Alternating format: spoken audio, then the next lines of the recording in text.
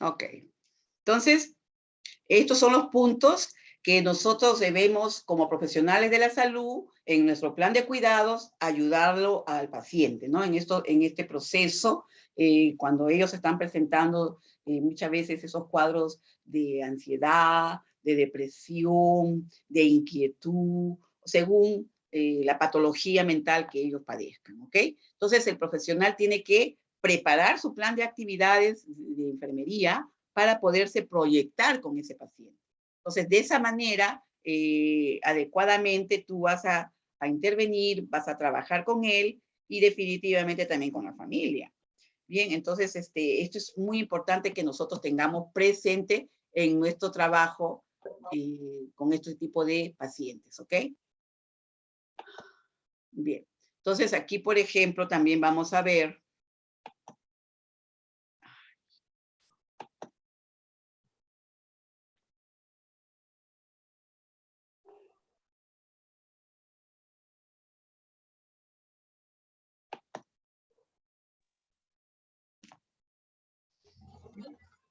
Un momentito, por favor. Como que el PowerPoint se queda paralizado. Bien. Aquí vamos a ver otro punto interesante. Ya hemos conversado de cómo debe ser nuestro trabajo con los pacientes que tienen problemas con esquizofrenia, ¿no? Que es un tipo de enfermedad mental que ya le hemos explicado, pero en otro capítulo vamos a hablar solo de esa enfermedad y los cuidados de enfermería, ¿ya? Aquí viene a ser como una generalidad en los diferentes tipos de patologías mentales. Aquí, por ejemplo, el cuidado de enfermería en pacientes que tienen ideas delirantes, ¿ya? Vamos a ver de esto, por ejemplo, en el caso de estos pacientitos, ¿no? Las ideas delirantes vienen a ser creencias que solo él tiene, ¿no? Creencias falsas, fijas, que no tienen ninguna base en la realidad, ¿ok? Solamente está en su idea, en su cerebro, en su forma de pensar, ¿ya? Entonces, eh, alguno puede tener cierta introvisión sobre su estado delirante, pero no puede modificarlo, ¿ya? Como decimos, delirios, pues, definitivamente. El paciente trata de llenar alguna necesidad a través de la idea delirante, ¿no? Por ejemplo, como sería un aumento de su autoestima, en su delirio dice yo quiero ser mejor, ¿no? Estarán así, una consecución de seguridad, eh, puede ser de apoyo, liberación de la ansiedad asociada, con sentimientos de culpa, puede ser, o el miedo que tal vez esté padeciendo él, ¿no? Aquí los enfermos, por ejemplo, pueden tener ideas delirantes fijas que pueden persistir durante toda su vida, ¿ya? Entonces, en este caso, ¿no? Muchos pacientes psicóticos, ¿ya? Muchos pacientes psicóticos tienen ideas delirantes transitorias, ¿no? O sea que se pueden presentar, pero no persisten todo el tiempo. En cambio, en el otro caso, sí lo ven que persisten durante toda su vida, cuando son ideas fijas, ¿ya? Y en el otro caso, por ejemplo, son ideas delirantes, pero pasan, transitorias, ¿no? A veces vuelven en tiempo, pero no son tan fijas, ¿ok? Lógicamente, aquí se han fijado o se han identificado, mejor dicho, 3 fases en el proceso del pensamiento delirante, ¿ya? Aquí, por ejemplo, en el primer punto van a ver que el paciente está totalmente entregado a su idea delirante, ¿ya? O a su pensamiento delirante, ¿ya? Con las ideas delirantes, por ejemplo, coexisten pruebas de realidad y confianza en los demás, ¿ya? Hay otro punto también en el que el paciente ya no experimenta ideas delirantes. Suelen presentarse alguna de esas fases, ¿no? Entonces aquí las ideas, por ejemplo, delirantes son una protección muchas veces y podrán ser abandonadas únicamente cuando el enfermo se sienta autosuficiente y seguro. Estas ideas delirantes no se encuentran bajo el control consciente del enfermo. Entonces, vamos a ver qué conductas o problemas pueden presentar ellos, ¿no? Estas ideas delirantes de control, por ejemplo, pueden ser ideas delirantes de grandeza, ¿no? De grandeza. Pueden ser ideas delirantes de persecución, o sea, de esas personas que acá están volteando, alguien me está persiguiendo, alguien me quiere robar, alguien me quiere hacer daño, ¿no? Esas son ideas de persecución. ideas de referencia, por ejemplo, ideas delirantes de acusación, siente que todo el mundo lo acusa, que todo el mundo lo señala, ¿no? Y bueno, también ideas delirantes de riqueza, ¿no? A veces hay gente que dice, uy, yo soy millonario, que esto y el otro, bueno, son ideas, ¿no? O también puede haber, por ejemplo, ideas delirantes con respecto a los hábitos de alimentación, ¿no? Y calidad de la comida también.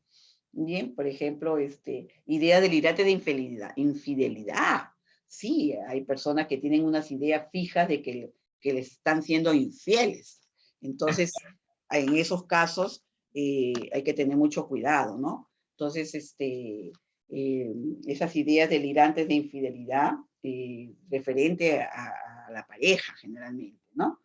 Por ejemplo, ideas delirantes de pobreza, también a veces hay esas ideas de la contaminación, ¿no? Por ejemplo, en los pacientes obsesivos compulsivos hacia la limpieza, ¿no? Que se están lavando las manos a cada rato, que están arreglando las cosas, acudiendo a cada rato. Hoy entró alguien, al toque están trapeando, desinfectando, lavándose las manos en todo momento, están viendo el orden. Hay personas obsesivas compulsivas por el orden, incluso hay personas obsesivas por las compras, hay personas obsesivas por acumular cosas. Entonces, eso ya son diferentes conductas o problemas que suelen presentar ellos, ¿no? Bien, también pueden haber ideas delirantes paranoides, ¿no? O sea, ya problemas más serios.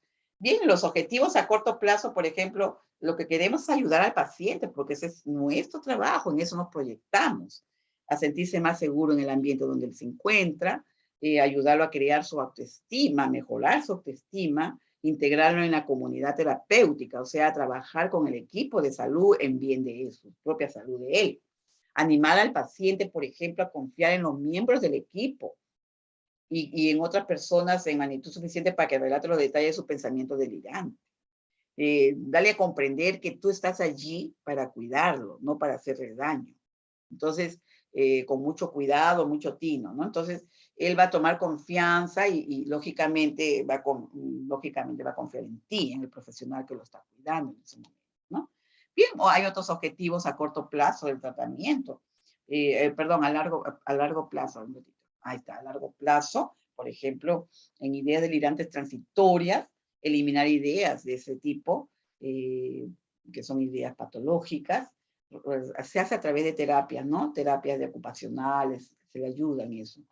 Le vas a ayudar también en resumir la capacidad del paciente para funcionar adecuadamente, ¿no? Teniendo responsabilidades en su vida, ¿ya? Entonces, y en el caso de ideas delirantes fijas, aumentar el reconocimiento de las ideas delirantes y la capacidad del paciente para enfrentarlas, ¿ya? Adecuadamente. Y también tenemos otro punto también, como es el plan de cuidados de enfermería, ¿no?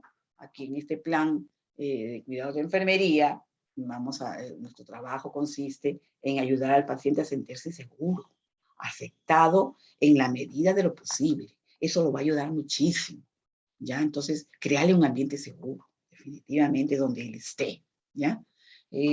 Con este ambiente seguro, tú vas a ayudar también a construir una relación de confianza en la cual él eh, va a hacer que confíe en ti, ¿ya? Confíe en ti.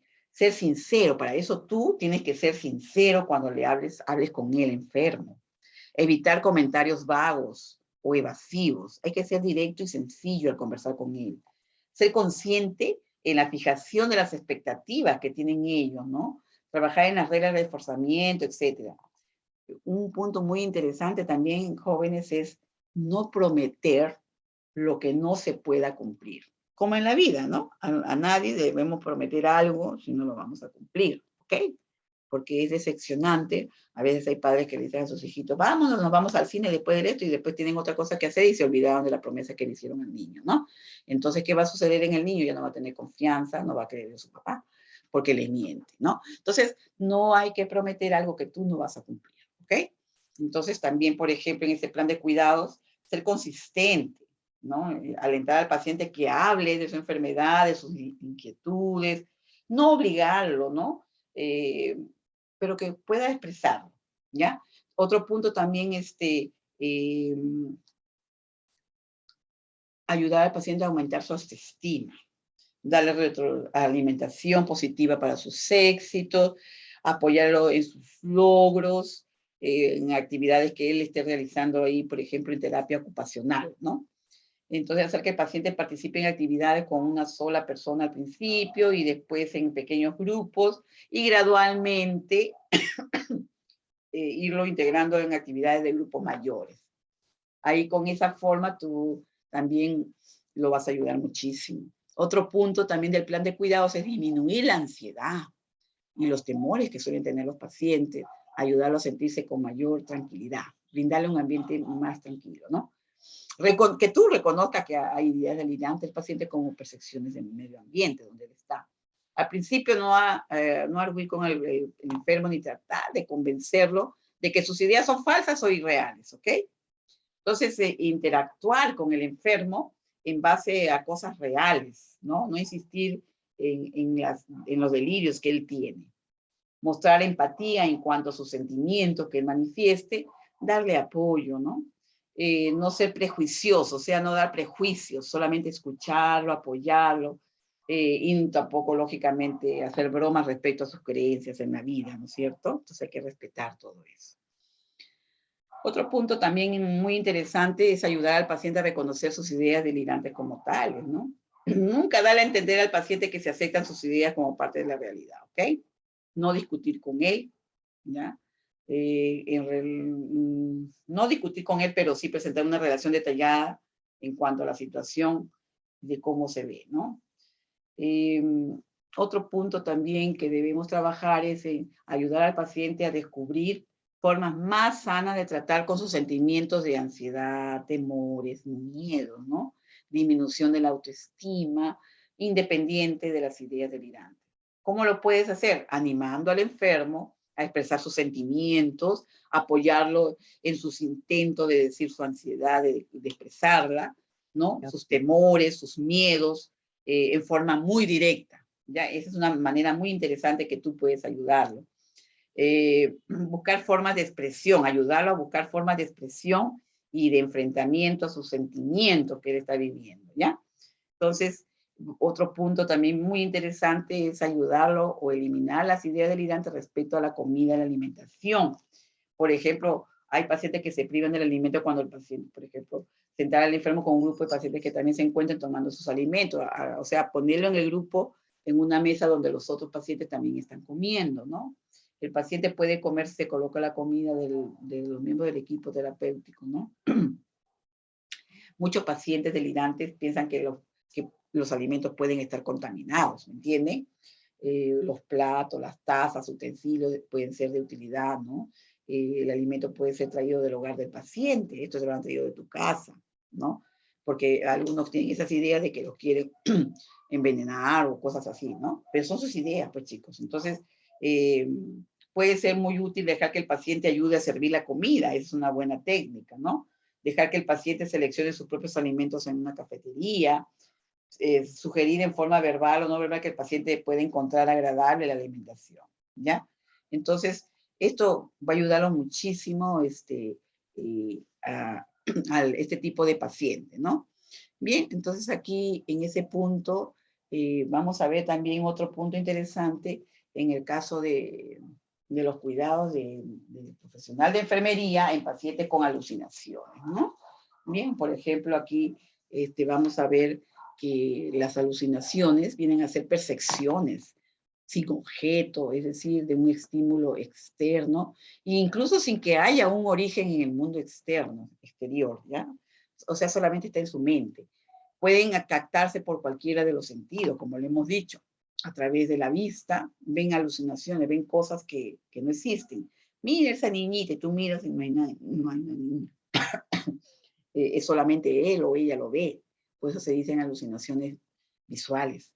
Audición, sonidos, palabras que le dicen a su oído. El olfato, del tacto y del gusto, ¿no? O sea, ese tipo son de percepciones o alucinaciones que suelen presentar los pacientes, ¿no? Bien, vamos a ver, por ejemplo, que los pacientes a menudo actúan con base a esas percepciones internas, ¿no? Lo cual puede hacer que un efecto más compulsivo que la realidad externa, ¿ya? Aquí vamos a ver que las alucinaciones pueden ocurrir en cualquiera de las enfermedades siguientes, ¿no? Por ejemplo, algunas de estas enfermedades, ¿no? Para que el paciente presente alucinaciones, muchas veces con mucha convicción de la realidad, esta puede ser percibida como real y anteponerla en un rango a la realidad. O que el enfermo, por ejemplo, se percate de que está alucinando muchas veces también, ¿no? Entonces aquí, ¿en qué enfermedades, por ejemplo, se puede ver en la abstinencia en el alcohol u otras sustancias, ¿no? Personas que consumen drogas, ¿ya? En enfermedades cerebrales orgánicas, en esquizofrenia, ¿no? Muchas veces también suele presentarse en una intoxicación con medicamentos o fármacos, ¿ya? Como las anfetaminas, etcétera, ¿no? También puede haber alucinosis alcohólica, también psicosis maníaco-depresivas, o de drogas alucinógenas como el ácido lisérgico, ¿no? O LSD, así se llama. Entonces, ellos pueden presentar alucinaciones por efecto de drogas, lógicamente, ¿no? La alucinación puede guardar una relación con incapacidad para distinguir y discriminar entre los estímulos diferentes. O sea, muchas veces ellos no pueden distinguir entre la realidad y lo que no es, ¿no? Entonces, esto es muy bueno conocerlo, ¿ya?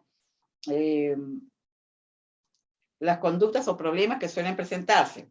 Lógicamente, el paciente al sentir o vivir estas alucinaciones va a sentir miedo e inseguridad, ¿verdad? Imagínense ustedes que vean cosas y que tú le digas a tu mamá, mamá, mira esa niñita que está ahí, y no hay ni una niñita. Y tu mamá, ¿qué niñita estás viendo, hijita? Te dice, ¿no? Yo no veo ninguna niñita. O mamá, esas voces que te me dicen esto, el otro. No, hija, yo no escucho ningún sonido. ¿Qué pasa? ¿Se dan cuenta? Entonces, imagínense cómo se puede sentir la persona que solo está viviendo esas alucinaciones, ¿ya? Entonces, ¿cómo debes trabajar, no? ¿Qué otras conductas pueden presentar? Agitación, lógicamente, alucinaciones, agresión a sí mismo o a los demás, tal vez, ¿no? Incapacidad para discriminar entre las percepciones reales o irreales, ¿no? Puede sentir culpa, remordimiento o vergüenza muchas veces al reconocer experiencias alucinatorias. Una puede también presentar conducta manipuladora, ¿no? Por ejemplo, evitar actividades u otras responsabilidades a causa de las alucinaciones. O también de repente rehusarse a comer, ¿ya? Entonces, qué objetivos puedes trabajar a corto plazo en ese tratamiento? Primeramente, el punto importante, proporcionar seguridad al paciente y a los demás. Otro punto, disminuir los estímulos del medio ambiente, que no haya mucho ruido, eso los altera. Interrumpir el patrón de las alucinaciones, colocarlas de nuevo con interacciones reales y actividades con otras personas, eso lo va a ayudar muchísimo. Disminuir el miedo, la ansiedad o la agitación del enfermo. ¿Bien?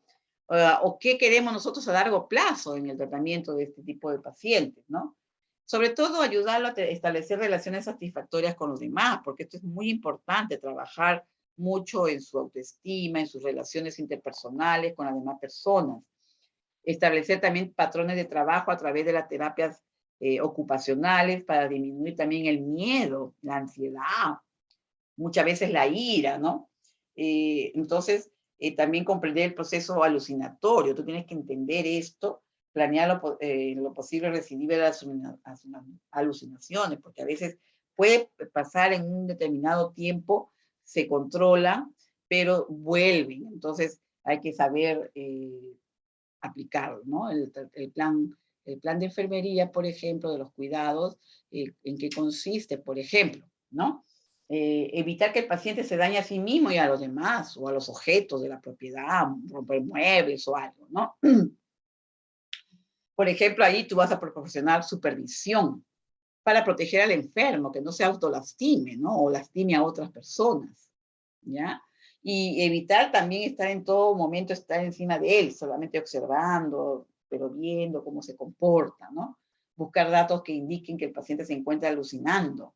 Por ejemplo, intentos de escuchar sin razón, hablar con alguien, o sea que está hablándose solo cuando no hay nadie presente, ¿no? O tal vez esté en un mutismo total, que no quiera hablar, ¿no? O tal vez una expresión facial inapropiada. O sea, leer su lenguaje corporal, ¿ya? También tú lo puedes ayudar, por ejemplo, en interrumpir el patrón de alucinaciones del enfermo. ¿Cómo? Percatarse de todos los estímulos del ambiente donde él se encuentra. ¿Mm? Por ejemplo, de la televisión, de repente está la radio encendida, o algún aparato con sonido, ¿no? Que procede de otras áreas del mismo hospital. Tratar de disminuir los estímulos o pasar al enfermo a otras áreas más tranquilas, donde no haya muchos ruidos, o disminuir los estímulos, ¿no? Del ruido. Evitar conducir al paciente a que crea que sus alucinaciones son reales, ¿ve? No conversar con voces o de alguna otra forma reforzar la creencia del paciente de que sus alucinaciones son parte de la realidad, ¿ok? Entonces, otro punto que podemos ayudarlo también es animar al enfermo a que tenga contacto con personas reales, ¿no? Con las personas del equipo de salud o con pacientes del mismo proceso de enfermedades que ellos tienen, ¿no? Que interactúe con las mismas personas y desempeñe actividades. ¿Y cómo lo puedes ayudar ahí? ¿No? Responderle verbalmente todo lo que el paciente hable, que de acuerdo a la realidad, reforzar su conversación, haciéndole preguntas, ¿no? Animarlo a él a que los miembros del equipo de trabajo se percaten cuando éstas interfieren en la capacidad del enfermo. Si el paciente tiene el aspecto de estar alucinando, ganar su atención, entreteniéndolo en otra actividad, ¿verdad? Mantener una conversación con temas sencillos y básicos, ¿ya? Eh, Sobre todo ayudarle, brindarle posibilidad de llevar a cabo actividades fáciles de ejecutar.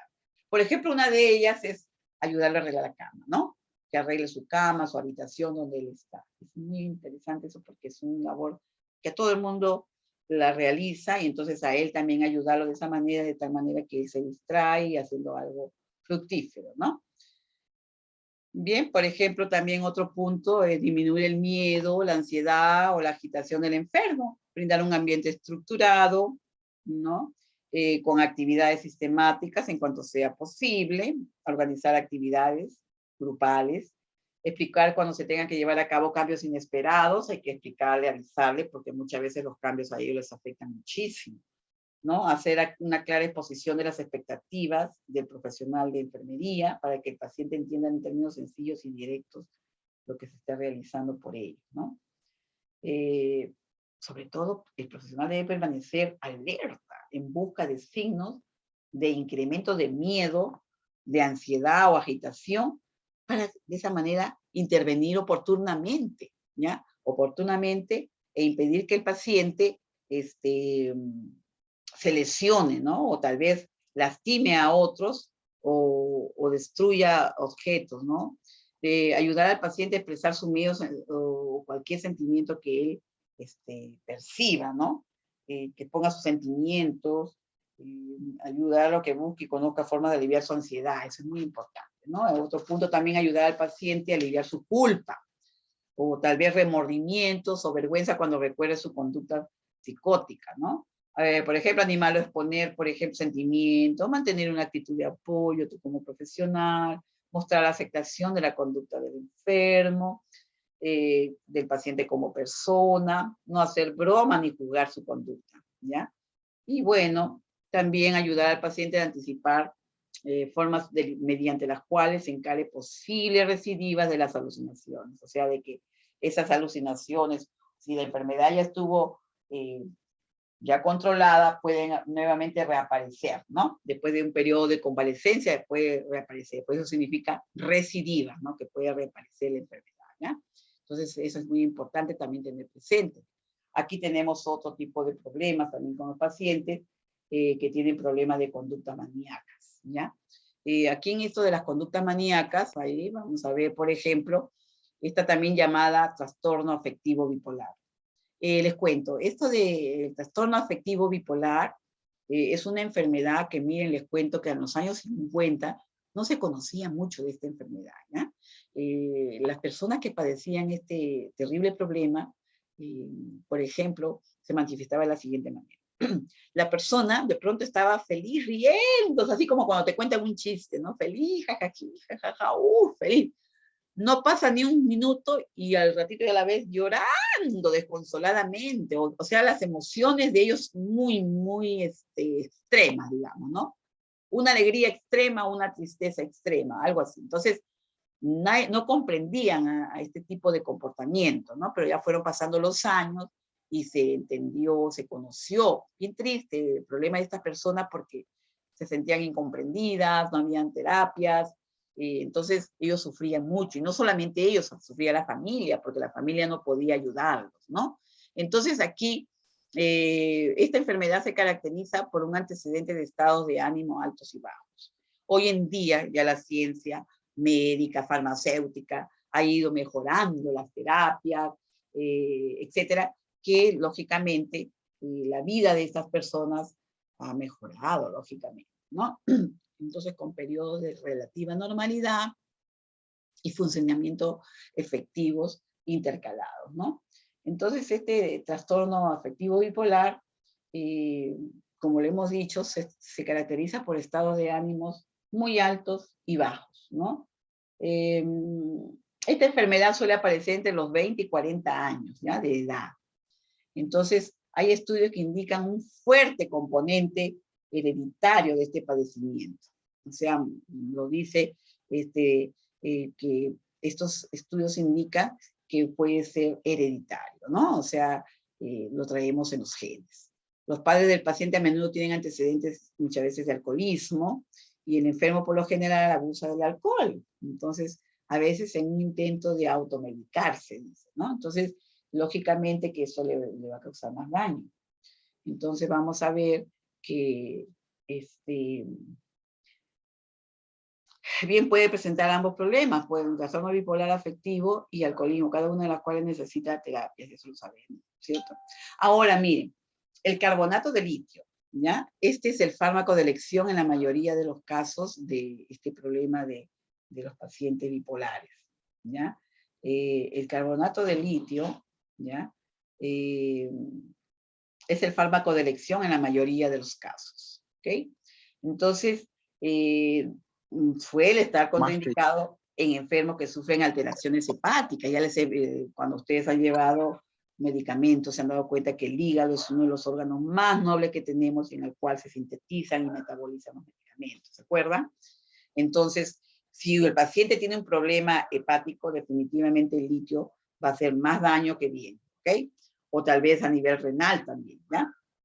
Bien, o sea, la observación, medición frecuente de la concentración, por ejemplo, de litio en el suero a intervalos específicos de una medida necesaria, el paciente va a llevar una vida lo más normal posible, ¿ok? Entonces, tiene control esto, ¿no? Bien, el carbonato de litio es la maravilla del mundo, ayuda muchísimo a este tipo de problemas, ¿no? A este paciente. Conductas o problemas que suelen presentar ellos: hiperactividad, no está quieto; agitación en incremento muy aumentado, ¿no? Asociaciones laxas, a veces poco asociadas. Tienen un discurso muy apresurado, ¿no? Hablan muy rápido o forzado muchas veces, ¿ya? Ideas y discursos tangenciales, ¿no? Incoherentes. Disminución también de la concentración a veces de la persona, no se concentra adecuadamente, ¿no? Por ejemplo, hay prodigialidad en la compra de objetos, pues yo le decía a veces el top, en esas terapias de obsesivos compulsivos, ¿no? Actuación de impulsos sexuales, ¿no? Pueden padecer de insomnio, de fatiga, ingesta deficiente de nutrientes y de líquidos, ¿ya? Pueden presentar su conducta hostil, por eso es que las personas no los comprenden, no los entienden, ¿no? Amenaza de agresión a sí mismo y a los demás. Muchas veces suelen presentar también alucinaciones este tipo de pacientes, ¿no? O tal vez ideas delirantes. Entonces, esto es muy importante conocerlo, ¿ya? Bien, ahora, pero estos objetivos a corto plazo en la terapia o los tratamientos que le vas a brindar, por ejemplo, ¿cómo lo puedes hacer, no? Tú tienes que ayudarlo a disminuir su hiperactividad, ¿sí? La agitación y las alucinaciones, ¿ya? Sobre todo, ayudarlo a mantener el funcionamiento biológico, sobre todo en las áreas de nutrición, ¿no? Hidratación, reposo, sueño, ¿ok? Y bueno, también tenemos otros objetivos a largo plazo. Educar al paciente y familia, ¿ya? Educar al paciente y familia para que comprendan la enfermedad. Su componente genético, la necesidad de tratamientos, fármacos, los signos y síntomas de intoxicación para que sepan conocer todo esto. Entonces, esto es muy importante conocer, ¿ok? Ahora, también, ¿qué plan de enfermería, no? ¿Qué cuidados debemos tener presente para tratar a estas personas? Sobre todo, un punto muy interesante, establecer comunicación y construir una relación de confianza, mostrar aceptación al paciente como persona, respetarlo, evitar contraer compromisos que no pueden cumplirse, asignar al paciente los mismos miembros del equipo cuando sea posible, que conozcan siempre bien al mismo grupo de profesionales, ¿no? Otro punto es, por ejemplo, disminuir la hiperactividad, la ansiedad y la agitación que suelen presentar ellos, ¿no? Con sus terapias que se les va a brindar, darle explicaciones sencillas, sin rodeos, no discutir con el enfermo, administrar sus medicamentos indicados, tomar en cuenta todo lo que indique aumento de la inquietud o la agitación que suelen presentar estos pacientes, disminuir los estímulos en el medio ambiente donde él se encuentre, ¿no? Que no haya ruidos fuertes, porque eso lo va a agitar, lo va a poner hiperactivo, se va a sentir intranquilo, ¿no? Que ayudarlo a que exprese, ¿no? Sus sentimientos, lo que él siente, sus sentimientos de ansiedad, de miedos, etc. Proporcionar actividad física, ¿no? Y un desahogo para aliviar la tensión y energía. Ayudar al paciente, por ejemplo, aquí, a tener actividad. Evitar actividades que impliquen mucha competencia, ¿ok? Para que no se alteren. Otro punto, favorecer el descanso y sueño. Esto es muy importante. Darle un tiempo de reposo, una siestecita, momentos de tranquilidad, observar de cerca al enfermo en busca de signos de fatiga, registrar sus patrones de sueño, cuántas horas duerme, brindarle comodidad y confort, etc. Darle una dieta nutritiva, ¿ya? Que ingiera muchos líquidos, sobre todo, que esté bien hidratado, bien alimentado, el ingreso de sus calorías, la ingesta de proteínas, proporcionar alimentos saludables, ¿ya? Perfecto. Otro punto también es ayudar al paciente a satisfacer necesidades básicas y efectuar actividades necesarias de la vida cotidiana. Un permisito, por favor, tomar agua.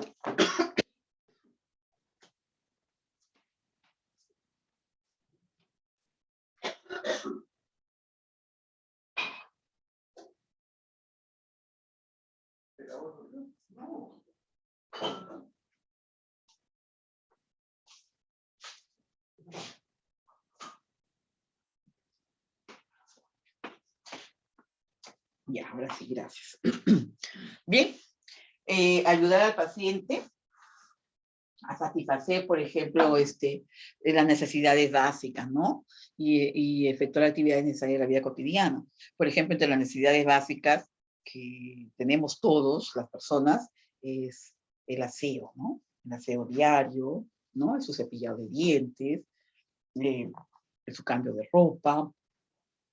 O sea, por ejemplo, sus necesidades de alimentación, de nutrición, de hidratación, etcétera, ¿no? Y proporcionarle apoyo emocional. Esto es muy importante, ¿ya? El apoyo emocional. Esto tenemos que trabajarlo muy bien, ¿ya? Dar al paciente retroalimentación positiva cuando sea necesario, según sea el caso. Tareas estructuradas. Alentar al paciente que exprese sus sentimientos. Ayudarlo a que todos los objetivos se realicen los planes que él se proponga, ¿ok? Bien, aquí también entonces, en todo este plan de enfermería hay que trabajar con todo el equipo, conociendo algo de la enfermedad. Aquí, por ejemplo, vamos a hablar de los pacientes con demencias, ¿ya? Este es otro tipo de problema. Por ejemplo, la demencia vienen a ser trastornos también, ¿ya? Mentales, orgánicos, crónicos e irreversibles, ¿no? Habitualmente producidos por enfermedades irreversibles. Las demencias son síndromes caracterizados por periodos, por deterioro crónico y global de las funciones mentales superiores, es decir, no solo la memoria, sino también el juicio, ¿no? La inteligencia, la personalidad, de lo que estamos formados todos. Bien, aquí, por ejemplo, vamos a ver que la etiología de estas demencias es múltiple. De ahí que hablemos de demencias en plural, ¿ya? Por ejemplo, hay demencia degenerativa, ¿no? Por ejemplo, la enfermedad de Alzheimer, que ya todos la conocemos, porque los casos van en aumento de esta enfermedad, ¿no? Hay demencias infecciosas, por infecciones a nivel neurológico, también hay demencias de tipo vasculares, ¿no? Que no hay buena irrigación cerebral, ¿no? O tal vez las demencias de origen intracerebral por algún problema serio, ¿no? Entonces, aquí vamos a ver que los aspectos fundamentales de la atención del paciente con una demencia, vamos a ver, por ejemplo, cómo debe ser, ¿no? Por ejemplo, aquí, programar planes de cuidados, ¿ya? En el caso de la demencia, planes de cuidados individualizados, sobre todo con el objetivo de favorecer el mantenimiento de las capacidades del paciente, ¿ok? Proporcionar un ambiente alegre, tranquilo, rutinario, evitarlo, permitir que el paciente comportamientos habituales, valorar en el paciente signos y síntomas de depresión, tenerlas presentes, colocar etiquetas o ayudas visuales en el nombre de los objetos para ayudarlo a recordar su nombre y su función, esa es parte de nuestro trabajo. Colocar un reloj y un calendario en el cuarto que sea grande, marcar con una X los días pasados para ayudarle a recordar la fecha correcta. O sea, son como técnicas, tips que tú puedes ayudarlo, ¿no? En el caso de pacientes con conducta suicida, ¿no? También esto es bien triste, ¿no? La conducta suicida se puede presentar de tres formas de gravedad consciente. Por ejemplo, vamos a ver idea suicida, ¿ya? El paciente muestra pensamientos suicidas y los verbaliza sin pasar al acto. O sea, habla mucho, me voy a suicidar, me quiero morir, ¿no? Ni dándoles una estructura clara. Ya, escúchenme. Cuando una persona habla mucho de me quiero morir, eso ya nos está manifestando que la persona está deprimida, definitivamente. Alguien que está feliz, contento, no va a decir esos términos, ¿no? Ni siquiera se les ocurrirá mencionarlo. ¿Ya? Entonces hay que tener mucho cuidado, ¿ya? Los verbaliza sin pasar al acto ni dándoles una estructura clara. Es una idea suicida, que tienen idea suicida. Tentativa suicida o intento de suicidio. Aquí, por ejemplo, su gravedad dependerá del método utilizado en el acto de las posibilidades de rescate del entorno, así como la planificación o convicción previas. Muchas veces se ve más frecuente en las mujeres. Y otro punto muy triste que es el suicidio consumado, ¿ya? Su frecuencia es mayor en hombres. Entonces, ahora, tengan mucho cuidado en este punto, porque hoy en día estamos viendo muchos casos de esto, ¿no? Se ve también en muchos adolescentes, de jovencitos, que muchas veces los padres no consideran o no observan en sus hijos, no les dedican el tiempo adecuado, no saben por qué problemática están pasando sus hijos y desgraciadamente estas criaturas están gritando a los cuatro vientos que necesitan ayuda. Esto es muy importante, que tú como profesional sepas discernir, darte cuenta, captar antes de que logren estas situaciones, ¿no? Entonces, si el niño, el joven, una persona está deprimida, ansiosa, hay que ayudarla, ¿ya? Buscarle ayuda profesional si es que no la está recibiendo, ¿no? Entonces, aquí vemos en estos casos el abordaje terapéutico, ¿no? Aquí vemos que evitar